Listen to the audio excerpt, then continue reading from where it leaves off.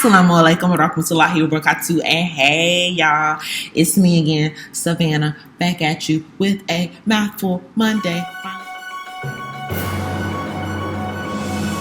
Finally got one out, y'all. So this one, I'm going to give you a little bit of brief explanation as to why videos have not been coming out over the past couple of weeks. And then I also will go ahead and get into the subject for this Mouthful Monday, which is my 30 before 30. Okay, so just to give you a little information about why I have not had any videos coming out in the past couple of weeks.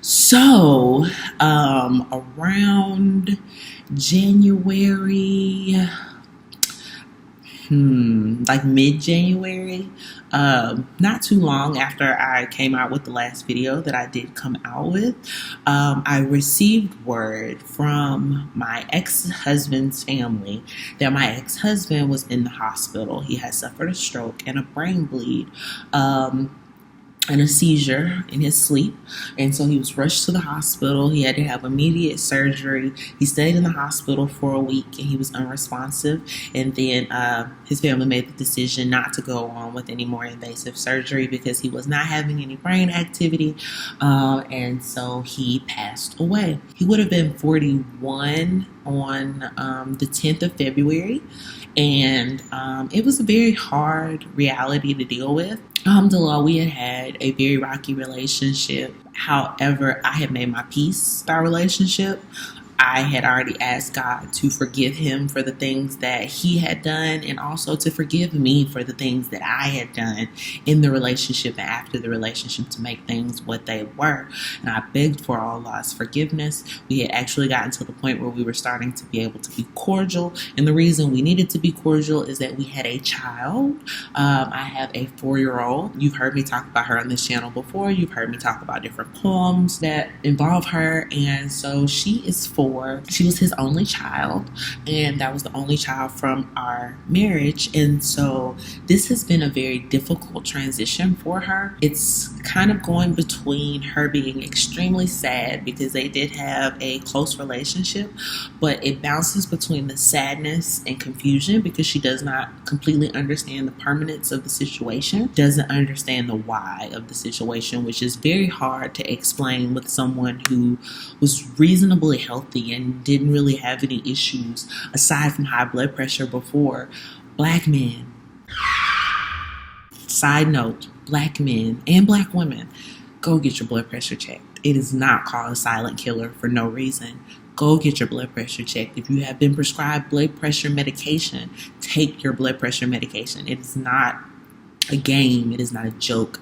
Take your blood pressure medication. Change your diet. If you don't like taking medication, change your diet so that you can make yourself healthier so you won't need the medication. But just please realize the seriousness of the situation. So that happened, and it was hard for me.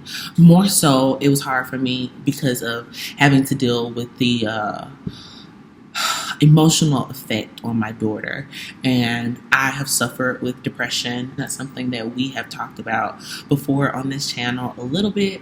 I haven't gone into grave detail about it because I just don't like to. However, when things like this happen, I tend to get sucked down into this black hole where I don't want to do anything, I don't want to see anyone, I don't want to go anywhere, and I sometimes tend to indulge that, and it just makes it 10 times worse. So I have been really fighting going into this hole completely with this going on, but just for everybody this year, January and February have been very, very difficult for a lot of people I know. A lot of people have passed away. A lot of people have gotten sick. Just in my immediate circle, my ex-husband has passed away. My childhood female best friend, his mother passed away. My childhood male best friend's father passed away. And I've had very close friends of mine become very, very ill. And then everybody has seen all the natural disasters that have been going on. Jackson itself, like right when I was sort of wrapping my head around all of my own personal tragedies, Jackson, where I live, was threatened with severe flooding and the Pearl River flooding. So it just, 2020 has been crazy, but alhamdulillah for everything. I'm very grateful that I am here. I'm very grateful that things have gone the way they have, whether they be good or bad. It is all to the glory of God, in my opinion, and it is all for a reason, whether or not I understand it. So, all of that aside, I have been working on my 30 before 30 because guess what, y'all? At the end of this year, December 8th, I will be 30 years old.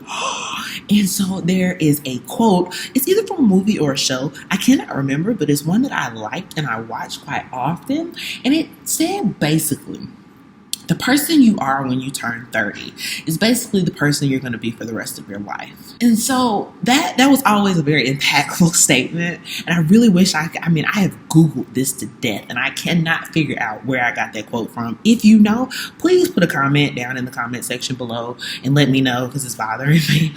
But it started making me really think about who I am and the things that I am doing and the things that I still want to accomplish. And mind you, 30 it's just one of those age markers. It's not like the end of the world. It's not like my life is going to be ending. But there's something very true to that statement that what you are and who you are when you're 30 is pretty much who you're going to be for the rest of your life. It's that certain habits have already gotten formed. Certain characteristics have been reinforced and are not going to change. The things that I have flaws or I'm concerned about, I want to fix. So I have been a lurker on YouTube for a while, and I think next week we'll do my what I watch on YouTube video. That way you all will kind of get an understanding of what inspired me to even do this video. But I really, really enjoy certain people. One of my favorite people on here is Josie.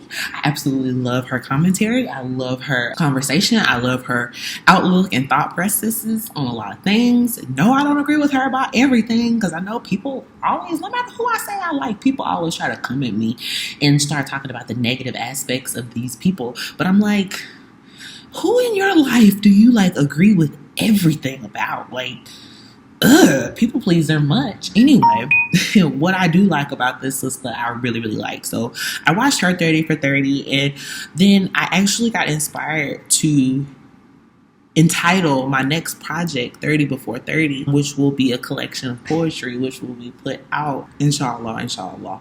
However, in order to conceptualize all of that, I'm like, okay, I need a 30 before 30 list. And I need to, actually have the things, what are the things in my life that I want to improve? What are the things in my life that I want to do before I turn 30? And yes, that is giving me the crunch, y'all, because it is already, as of recording this video, it's February 25th.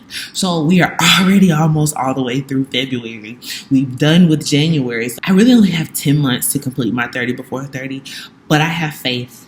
And I feel like I can do it, y'all. I watched The Secret and so manifest. And I feel Allah has already written these good things for me. So I should have faith that that's what's going to happen if it's His will. So that's where I'm at. That's where I'm at right now. And okay, so let's get into my 30 before 30, y'all. I have divided my 30 before 30 into life or lifestyle, travel, which is very, very important. And some people put play, but I put spirituality because that's just where I'm at in my life right now. And those are my focuses. Let's start with life.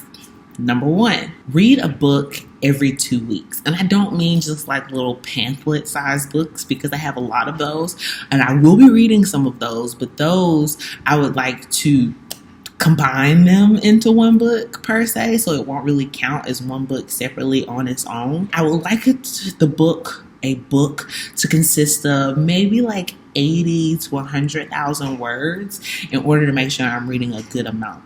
I feel like there's so much in my life that I don't know or that I don't completely understand or that I want to learn about in order to better myself as a human being. And if you ever take a look at my Pinterest, y'all go over to my Pinterest, please look at it. I live on Pinterest. I am compiling a list. I have a category that's called Fantasy Library, and it gives all of the books that I'm compiling. And one day I will show you all my books at home and you'll see kind of my library and see the books that I have. I have a big problem of wanting to read books and not finishing them. So in order to sort of quash that and solve that, number 1, read at least 2 books every week. Number 2, which is more work related, but I still feel that it goes into life, complete my screenplay. So I've had a screenplay, one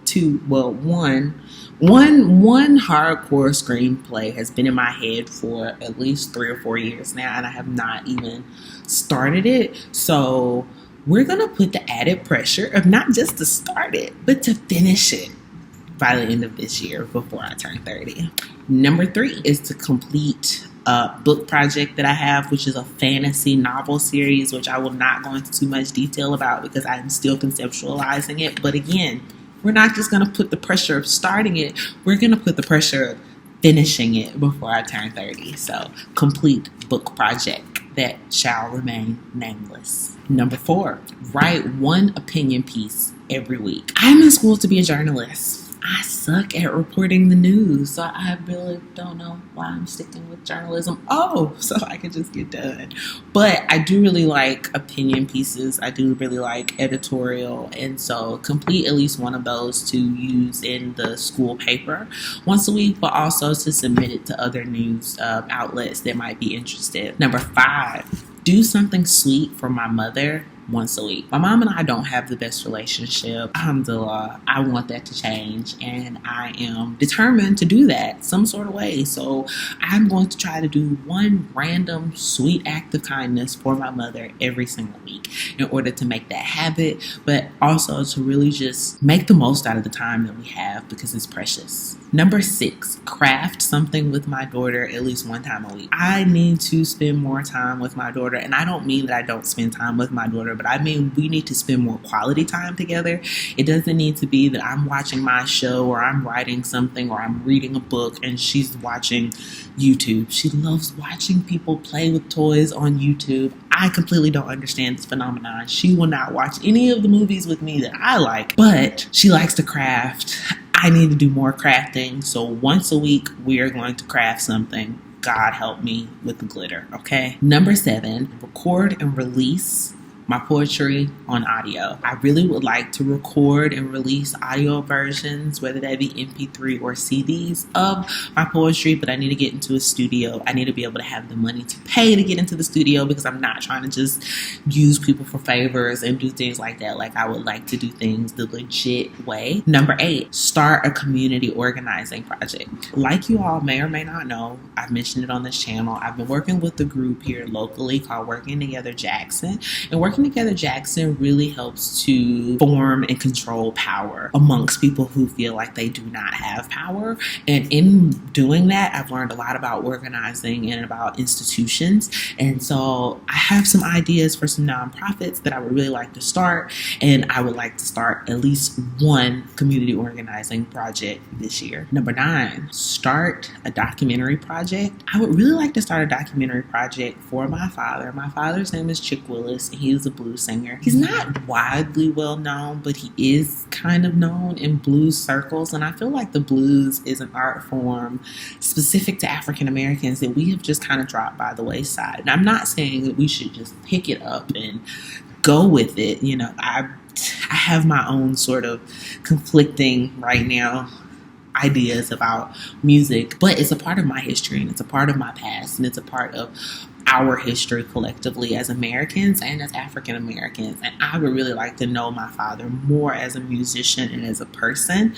And I think the best way to do that would be able to do some sort of documentary about his life and his art.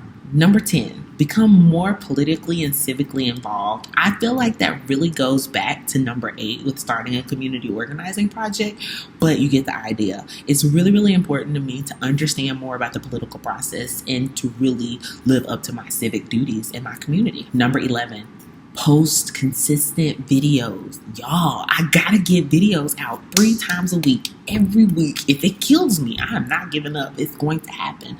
Mouthful Monday on Monday. Midweek Speak, which is going to be Wednesday or Thursday, and that's my poetry. And then Revert's Review on Friday. Juma Mubarak, y'all. 13, buy all black. I would like to be able to start buying black. I would like to start using my money and circulating my money more in the black community, in the African American community. Oh my God, please don't come at me. I'm not trying to be racist. I'm not trying to be exclusive exclusive. I'm not trying to exclude anyone. I'm not trying to be any of the isms that you want to throw my way. I just know that in order for African American people collectively to be able to change their station in America, we have to support each other financially. So I use a lot of money outside the Black community at this point, and the only way for Black businesses to really strive and make it in America, we have to support each other. So there are Black companies that make laundry detergent. There are Black companies that make skincare. There are Black companies that make clothing. There are Black companies that print books. There are Black companies that do everything.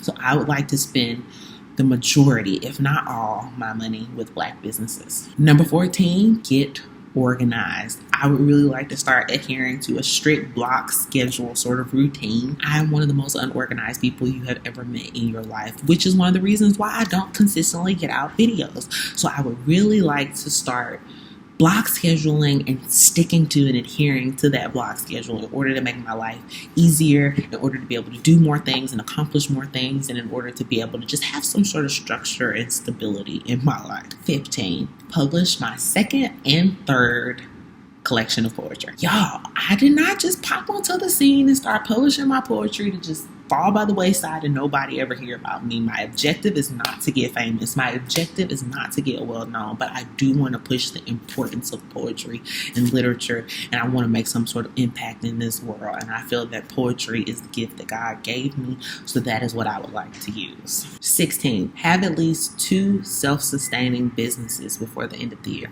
So that about wraps up all of the lifestyle section of the list. Next, let's get into health. Skirt. Wait, that's all of like regular lifestyle, but I completely forgot about travel, which falls up under lifestyle. 17, top of the list for travel, get a passport. Yeah, I'm almost 30 and I don't have a passport, and I don't think that's acceptable.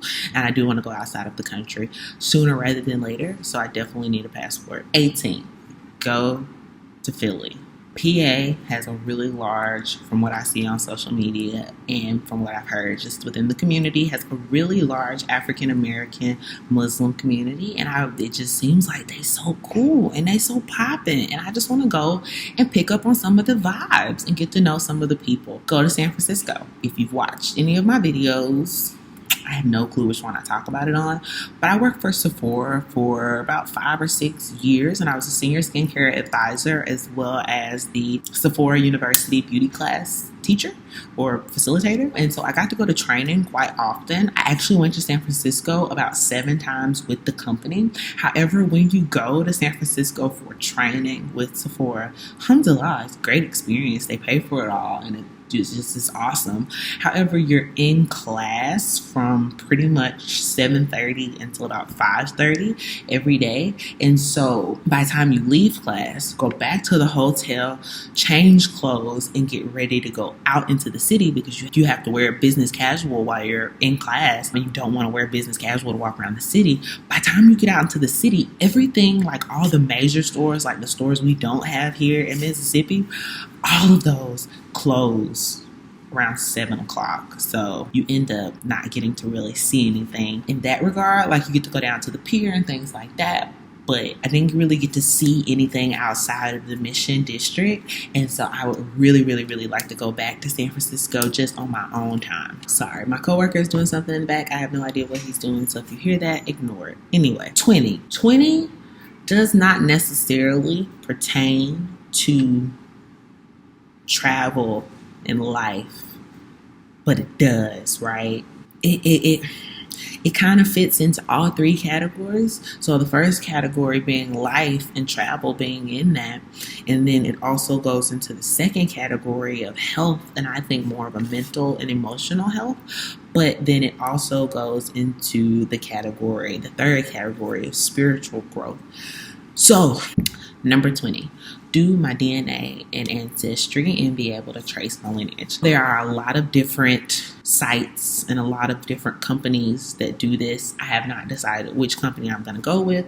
I have not decided how I'm going to go about this yet, but I have decided that I want to do it, and I need to do it for my own spiritual and mental health and growth. I want to know who I am and where I come from beyond my great-grandparents because that's as far as I've been able to go. The reason that it's kind of on the travel list though is because to go where my ancestry leads me. So I would like to go where my ancestry leads me as far as my African heritage and my African lineage. However, as a substitute, if I don't get to figure it out before I'm ready to actually travel and go, Nigeria and Ghana are very high up on my list. I'm gonna have to figure out the Nigeria thing now that, I think they're on the travel ban list. This is America. Yeah. But I just always felt a very, very good spiritual connection with Nigerians and Ghanans for some reason. So I want to go to one of those places. 21, go to LA. Okay. LA is definitely on the list. However, I probably will get my trip for LA paid for before next year. But what I would like to do when I go to LA, and I was not going to have time to do it this year, I would like to take my mother to the Turner Classic Movie Film Festival because we both really enjoy black and white films and Technicolor films and really old Hollywood films. And so I would like to be able to take her and she and I spend the weekend or the whole festival there and have a good time with just us. The festival is like April, so I wasn't going to have time to get funds together and children situated and all of that before the actual festival. So I'm planning in order with my sister, who she's really my cousin, but our moms are identical twins, whatever, long story for another day. We would like to take both of them to the festival and that just really be a treat to them. So that is going to get paid for this year, inshallah, but it will happen next year. So it will happen when I'm 30, not before 30, but it's on the 30 before 30. Does that make sense? And then 22 is I would like to go to London. My husband's name is London, and I think London's really pretty, and I'd like to go. Okay, so health, I think, is very easy, and it's pretty much on the same par with everybody else's, I think. And mine would be 23, eat healthier, with an emphasis on less meat. I would like to not eat as much meat as I eat. I feel like I eat meat with every meal, and we already know that that's not good for your digestive system or blood pressure, like I was talking about at the beginning of this video. And just ingesting a lot of meat is just not good for you regardless, and I just don't eat enough vegetables. So eat healthier. And I want that to be a lifestyle change, not a diet. So I mentioned no diets. 24. And this is a big one, y'all. Work out every day at home. Now, the reason I put at home is because I refuse to buy another gym membership where I am not going to continue to go. B, feel uncomfortable working out there, having to be covered. And C, I just want to make sure I'm going to do it before I invest at all in it. Because I've done it the other way time and time again where I invest and then I do nothing with it. So work out every day at home. Ask me, has that happened yet so far? 30 before 30. 25. Limit eating out to once a week. And this might even be my one meat meal once a week is out. But I feel like for health reasons, fast food is horrible and I just need to stop eating it. But also for financial reasons, I spend way too much money eating out and eating fast food. So limiting to eating out just once a week will really, really help with that, I think. And last but not least, we're in spiritual growth. The things on my 30 before 30 spiritually. 26, read the entire Quran with understanding. I would like to understand Arabic and I would like to read it with understanding. That may not happen by the end of the year, but I would like to have gotten a good portion with understanding, not just translation. I repeat, not just translation. 27, I would like to read the Bible in entirety with understanding. Now, I do not plan on learning Latin. I mean, that would be nice, but I do not plan on learning Greek or dead Greek. I don't even know if you can learn that type of Greek. I don't plan on learning how to read Aramaic, which is not something that is spoken anymore, but I think you can learn how to read it. But I would like to do a very in-depth study of the Bible, the books that are not in the traditional Bible, which I think are called like Apocrypha or something like that. I don't know. Don't quote me on that. But also all of the history surrounding the Bible, the stories surrounding the Bible, any historical information I can get about the people in the Bible. I would just really like to study the Bible, and that's really Islam is making me want to understand more about the Bible. So 28. Now, this could easily be lifestyle, but I put it in spiritual just because I think this is where it belongs. Stop, observe, and take photos of my surroundings at least once a week. Now, I really enjoy taking photographs, and I recently had the pleasure of working with Allison and Chandler of Blue Magnolia Films, and they actually gave some of the employees that work here at the International Museum of Muslim Cultures, where I work, they gave us like a crash course in photography. And I've actually, just as an amateur, my entire life, whenever I have a camera, take pictures with my camera, just because I think photography is beautiful. Not that I want to be a professional photographer, but in studying with them, it made me get an appreciation for the spiritualness of it and how it really makes you stop and observe and ask questions about your surrounding, but also how appreciative it makes you, because it forces you to find beauty in things that you walk past every single day. So thank you, Blue Magnolia Films, for that, but also I would like to incorporate that, and I think that will contribute to my spiritual growth. 29 would be to complete all religious requirements. There are certain things within Islam that are religious obligations.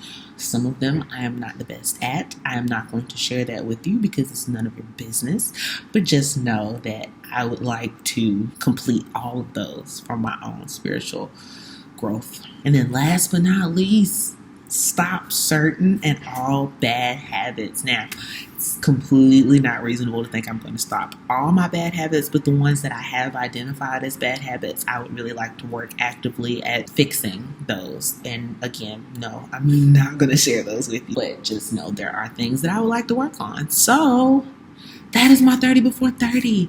This video is a little bit longer than the others, but thank you so much for watching, and I will see you all Wednesday, in case nobody told you today.